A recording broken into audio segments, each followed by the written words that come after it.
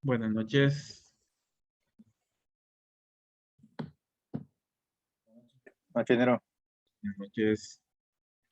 Vamos a continuar. Nos falta poco la parte de teoría. Creo que vamos a terminar la teoría hoy y comenzamos con ejemplos. Bueno, mejor dicho, a diseñar una red neumática a partir del lunes. Creo que sí logramos terminar hoy, que faltan pocas diapositivas realmente. Voy a comenzar a proyectar la pantalla. Bien, el lunes nos quedamos viendo los elementos de una red neumática. Hemos llegado hasta las demandas o puntos de suministro final en donde yo debo enviar mi aire comprimido. Hemos visto ahí algunos ejemplos de máquinas de herramientas, ejemplos de HVAC, industria textil. Y bueno, ahí nos habíamos quedado. Y vamos a empezar a hablar todo lo que es el elemento que se encarga de transportar el sistema de aire comprimido desde el cuarto de compresores hasta el punto de suministro, que es toda la red de distribución, que así como un sistema de bombas, el sistema de conductos o tuberías, el sistema de aire comprimido también un conducto de tuberías, por el cual se transporta el aire comprimido hasta los puntos de suministro de demandas y está compuesta por toda la red de tuberías, válvulas y accesorios. Accesorios como codos, TEF, ramificaciones, reducciones. Todos esos accesorios pues son parte de la red de distribución. Ahí pues vemos algunos ejemplos de esta red, el sistema de tuberías que por estándar, el sistema de aire comprimido pues se identifica de color azul, independientemente cuál sea el material. Puede ser aluminio, puede ser PVC, puede ser hierro galvanizado. Se debería estar identificado como de color azul. Entonces ahí tenemos algunos ejemplos. Es común que en aire comprimido para mejorar la distribución, los sistemas se hagan con un anillo cerrado, así como está este de acá. Bueno, aquí no se logra identificar dónde está el ingreso del aire comprimido, pero esto que está aquí, este anillo, le llamamos comúnmente loop, un loop de aire comprimido. Eh, Ayuda a hacer una distribución más pareja de la presión a través de toda la red. Entonces es muy común que a donde vayamos, a la industria textil, vamos a ver que de todo el ambiente donde se suministra el aire comprimido, por las orillas va una tubería principal y esa tubería rodea todo el ambiente, que normalmente es una tubería de mayor diámetro. Esa tubería que forma un sistema, un circuito cerrado, es a lo que se le llama loop, es un anillo. Eso pues, el aire comprimido va a agarrar hacia donde haya menos pérdida. Entonces, el aire comprimido va a agarrar hacia el lado derecho o va a agarrar hacia el lado izquierdo. Donde él identifica que tiene menos presión para llegar a esta demanda, por ahí se va a ir. Entonces, así se ayuda a distribuir un poco mejor, con menos pérdida, el sistema de aire comprimido al utilizar loops. Bien, estos son algunos ejemplos. Puede ser algún laboratorio, puede ser máquinas de herramientas como la imagen de la derecha. Bueno, aquí tenemos otros ejemplos de distribución de aire comprimido en varios tipos de industria. Esta pues algún tipo de máquina de herramienta también. Eh, Ahí tenemos algunos ejemplos de red de distribución.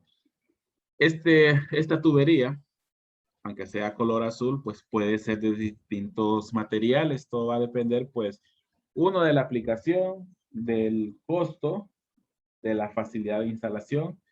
Puede depender de la utilización del material.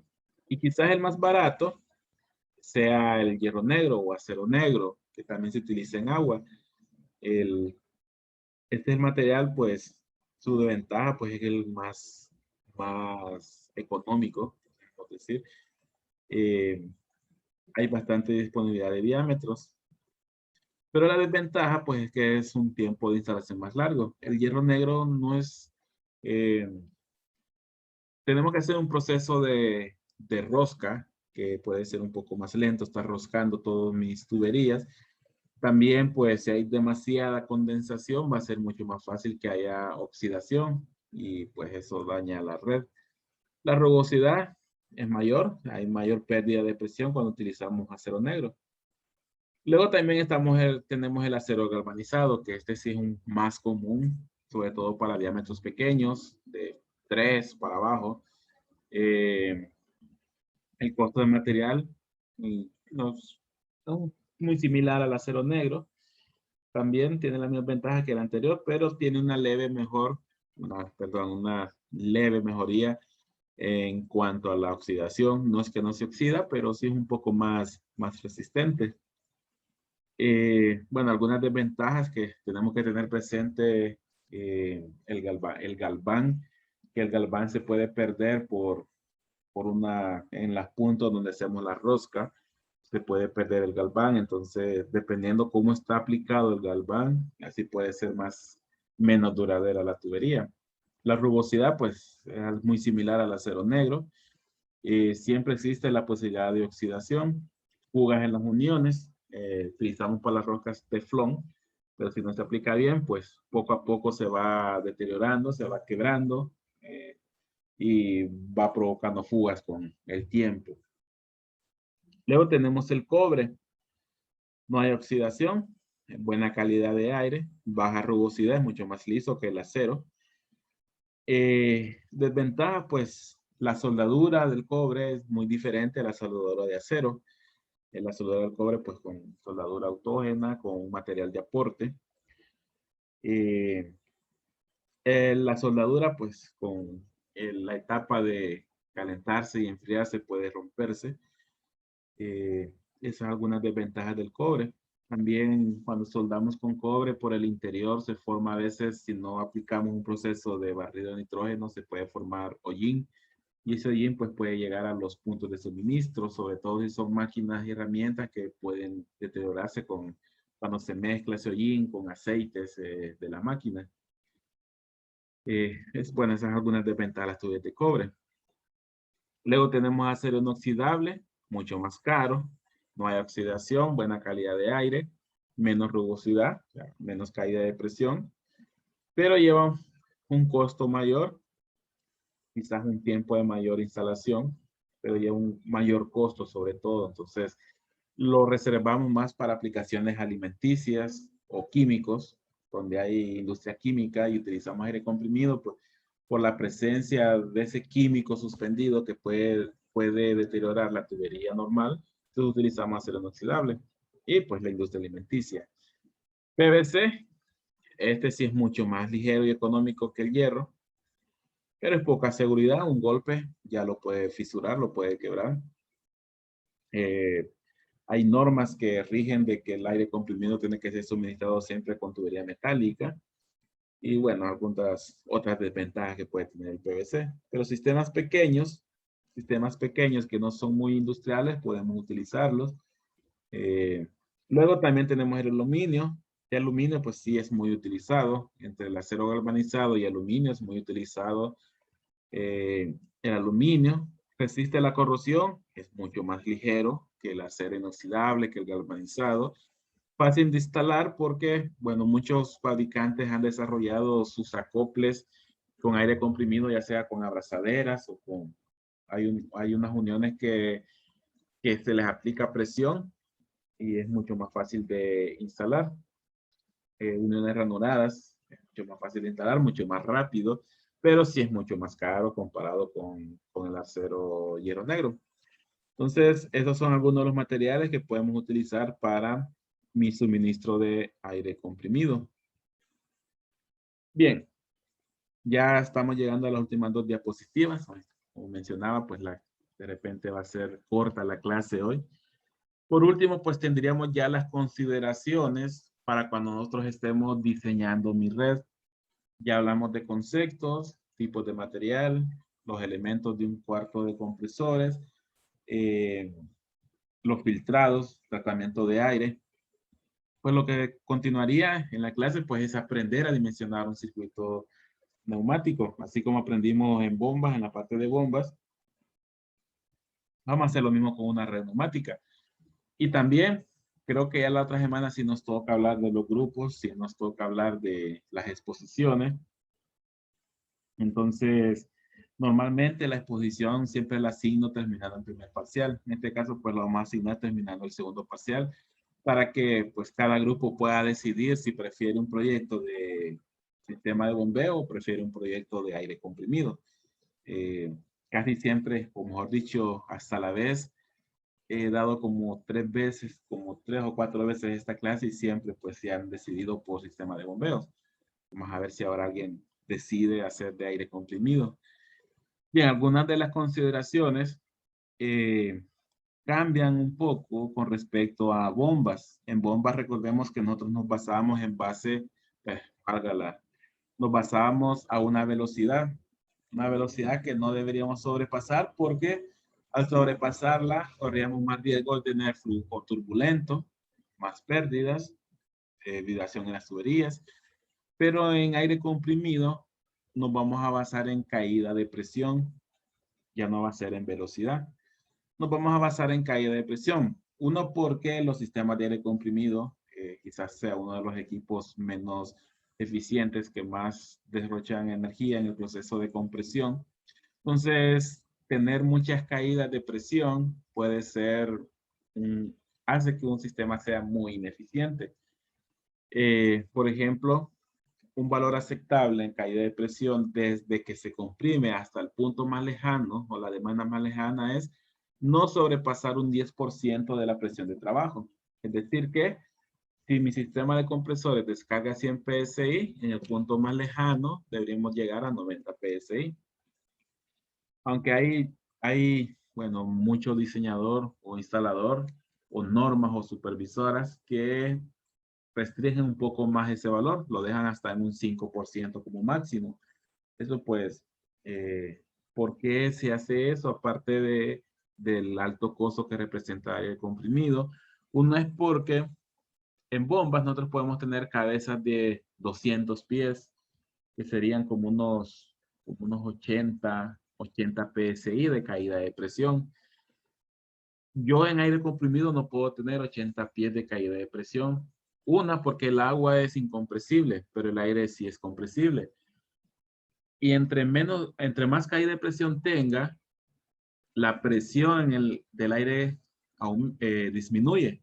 ¿Y qué va a pasar? El aire se va a expandir, o sea, su volumen se va a expandir. Y eso lo que va a provocar es que esa caída de presión se acelere, porque yo tengo cierta cantidad de pies cúbicos pasando, pero cuando se expande, esos pies cúbicos aumentan. Entonces, entre más caída de presión tengo, más se acelera la misma caída de presión. Entonces, mejor tratamos de diseñar un sistema de aire comprimido en base a la caída de presión, de no sobrepasar 5 o 10%. Pudiésemos manejar. Bien, eso es en cuanto a cuál es la mayor caída de presión que yo debería de tener, lo recomendado que yo debería de tener. Eh, bueno, se me olvidaba también mencionar que una alta caída de presión me lleva a sobredimensionar un compresor. Digamos, si una demanda lejana yo la necesito a 100 PSI y cumplo, o 90 PSI, digamos, y cumplo con el 10%, yo suministro un compresor de 100, con capacidad de 100 PSI. Pero si yo tengo una demanda de 90 PSI y tengo una caída muy alta de hasta 20 PSI, mi compresor me tiene que dar 110, pero posiblemente esa capacidad no exista, entonces tengo que pasar a 125. Entonces tengo que sobredimensionar un 25% el compresor. Eso pues me va a llevar a unos HP más grandes. Entonces también por eso no debemos de pasar de un 10% la caída de presión en toda mi red. Es común que de este 10% casi la mitad se vaya solo en el cuarto de compresores, cuando el aire pasa por el secador, cuando pasa por los filtros, y luego para la red de distribución me queda disponible la otra mitad. Entonces vamos a ver un poco que nos vamos a basar en esa otra mitad para nosotros calcular la distribución.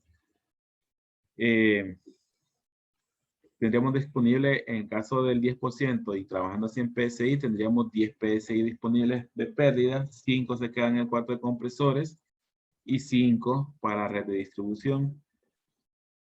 Y luego, pues en base a esta caída de presión máxima, yo necesito encontrar una caída en PSI por cada 1000 pies.